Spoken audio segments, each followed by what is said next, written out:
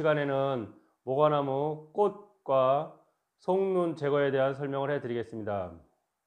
자, 이렇게 보시면 전면 상단부에 보면 꽃이 많이 들어와 있지 않습니까? 그리고 이제 이 밑에나 뒤쪽에도 제법 꽃이 많이 들어와 있는데요.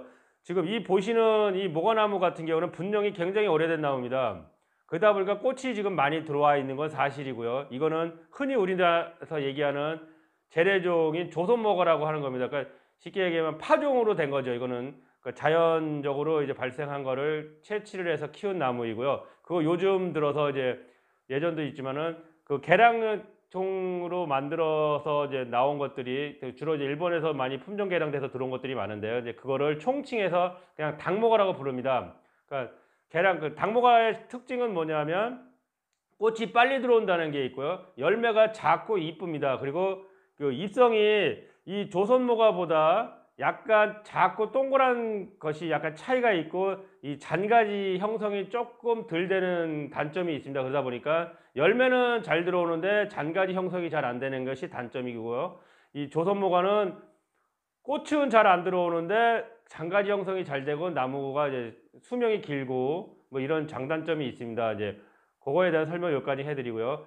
근데 어느 정도 모과나무에 관심을 갖고 모과를 좀 키우시다 보면 그거에 약간 미세한 차이가 있는데 이제 그거를 알게 됩니다. 그래서 오늘은 일단 꽃 제거와 이 안에 속눈, 이 부정화, 내가 원하고자 하는 위치에 눈을 달고 그 잎과 순을 길러야 되는데 그 외적으로 불필요한 순 자란 것을 따내는 과정을 보여드리겠습니다. 자, 지금 꽃이 보이죠? 근데 이 모과는 수꽃과 암꽃이 따로 있습니다. 자, 보시면 지금 이렇게 보면 요것은 암꽃입니다. 암꽃을 보시면 열매가 밑에 이렇게 달려 있습니다. 동그랗게 달려 있고요. 요것은 수꽃입니다. 수꽃은 보시면 밑에가 꽃받침 밑에가 여기가 홀쭉하죠.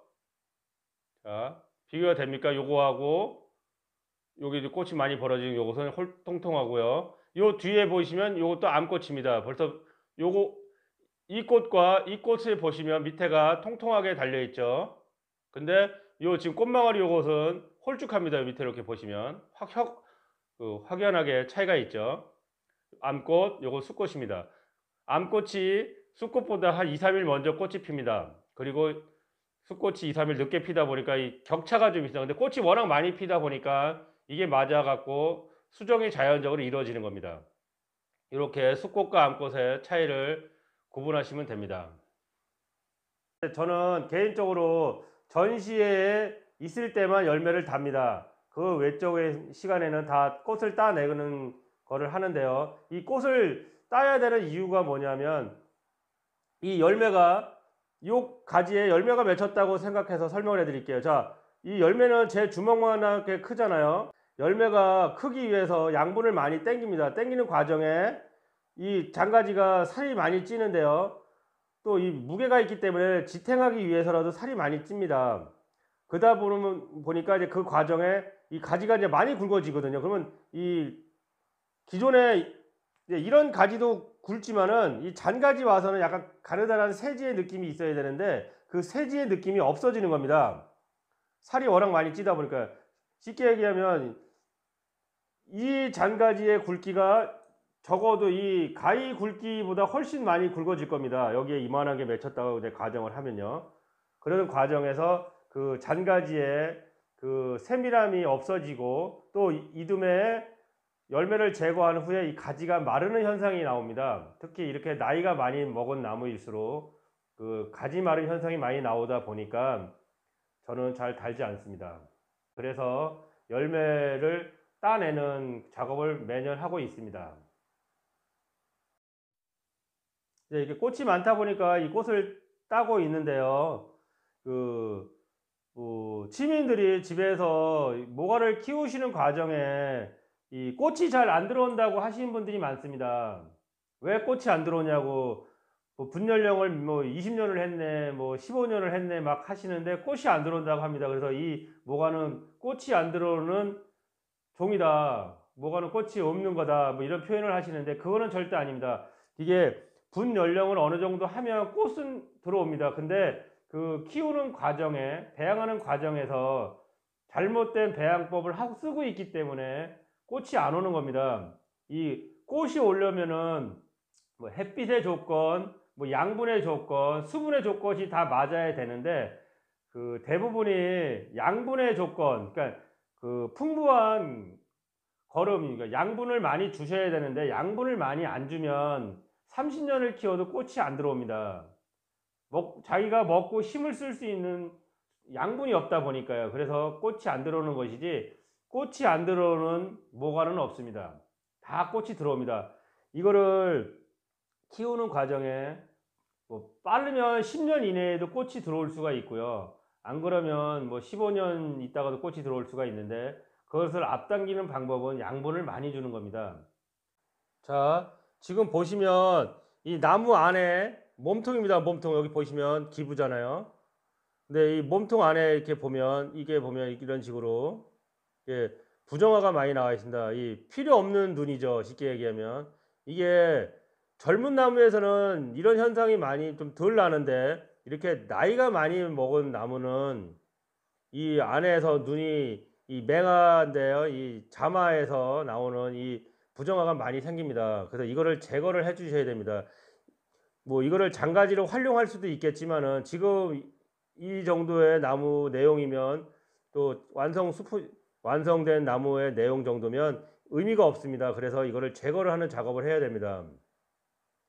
이거를 이제 가위로 따도 되지만 지금같이 이렇게 부드러울 때는 손으로다 이렇게 문지르는 게 빠르고 효율적입니다. 그리고 요 기부에 다시 눈자리가 또 형성이 되다 보니까 되도록이면 아주 바짝 그 기부를 뽑아내는 게 좋습니다. 이런 작업을 하셔갖고 이 부정화 제거 작업을 하셔야 됩니다. 이런 식으로 이제 부정화를 이제 제거를 이제 하시는데요. 이 부정을 굳이 왜 따야 하시는 분들이 계시더라고요. 그 굳이 안 해도 될 거 아니냐, 자연적으로 도태된다고 하시는 분도 있습니다. 예, 맞습니다. 어느 시간이 되면 자연적으로 도태되고 자기 스스로가 어느 정도는 그걸 이겨내고 잘합니다. 근데 이거를 해야 되는 이유는 지금 여기를 예를 드릴게요. 지금 보시면 제가 이제 키우려고 하는 가지가 이게 형성이 되어 있지 않습니까? 장가지 양이라든지 이런 게. 근데 내가 키우고자 하는 요 가지를 배양을 해야 되는데 이것만 잘 관리하면은 요 가지가 잘 크고 잘 자라는데 굳이 요 안에 들어있는 이 부정화를 키워야 할 이유가 없는 겁니다. 그러니까 양분을 요 가지가 먹어야 할 양분을 다른 눈이 양분을 뺏어가는 꼴이잖아요. 그러다 보니까 나무 성장이 더뎌지는 거고 또 필요 이상의 장가지가 붙는 겁니다. 그럼 서로 예 경쟁을 하다 보니까 서로 좋을 게 없는 거죠. 서로 싸우면서 크는 거니까요. 양분을 서로 나눠 먹기식이잖아요. 그러니까 5개의 가지를 키우는데 10개의 가지가 나와서 크다 보면 서로 양분을 뺏어 먹다 보니까 서로 자라는데 이제 저걸 주는 거죠. 지장을 주는 거죠. 그러니까 내가 키우고자 하는 가지를 잘 배양을 해서 키워나가는 것이 중요한 것이지 필요 이상의 가지는 필요가 없습니다. 그러다 보니까 이런 그 부정화를 자꾸 제거를 하셔갖고 예, 좀 따는 과정을 해야 됩니다. 근데 이 따는 과정에서 이게 지금 한 번 땄다고 해서 다 따진 건 아닙니다.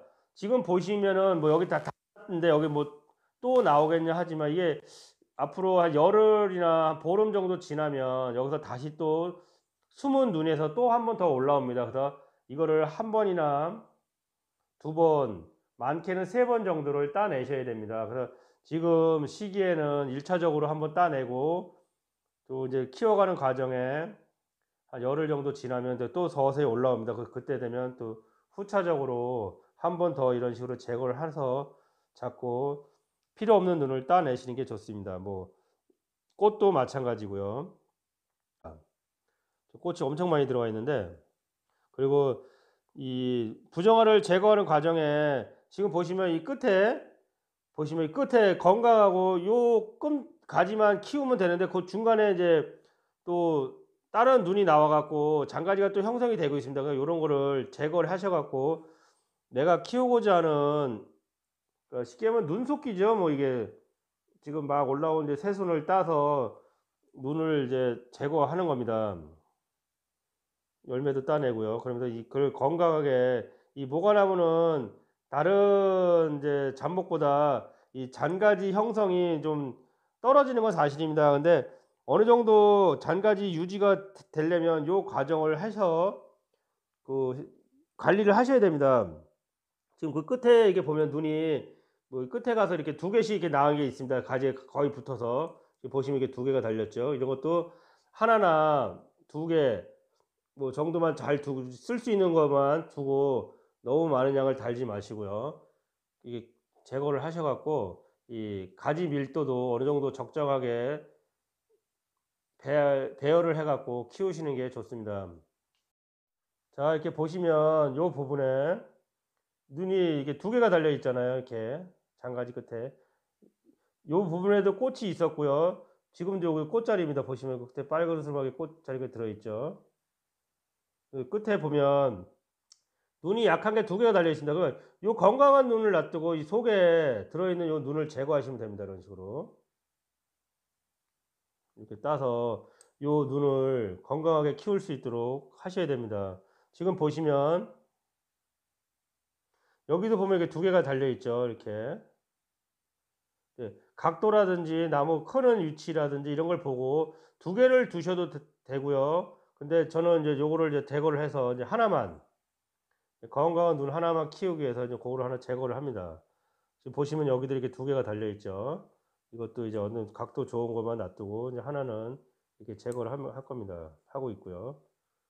근데 이게 가지가 너무 많이 달아 놓으면 밀도가 높아지니까 그 같이 자라기에 버겁습니다. 그래서 이제 일부러 이제 제거를 하는 겁니다.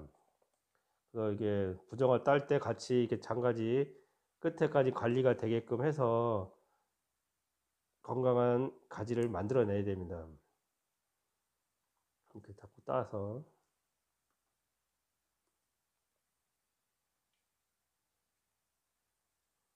또 이런 과정을 또 하셔야 가을에 이 모과나무 이 단풍도 굉장히 곱고 이쁩니다. 근데 이런 과정을 해서 밀도를 너무 높여 놓으면 이 안에 통풍이 잘 안 되다 보니까 이 안에 이제 속눈에 이 잎이 많이 이제 떨어집니다. 그래서 그 잎을 보존하기 위해서라도 이런 과정을 이제 하셔서 통풍이 잘 되게끔 이 환기가 잘 되게끔 이런 걸 하셔야 됩니다. 지금 보신 것처럼 이런 과정을 통해서 꽃 제거와 이 부정화 제거를 하셔갖고 이 모과나무를 건강하게 관리하셔서 즐겁고 재밌게 키우시면 됩니다. 이상 금연문제 이광진이었습니다. 감사합니다.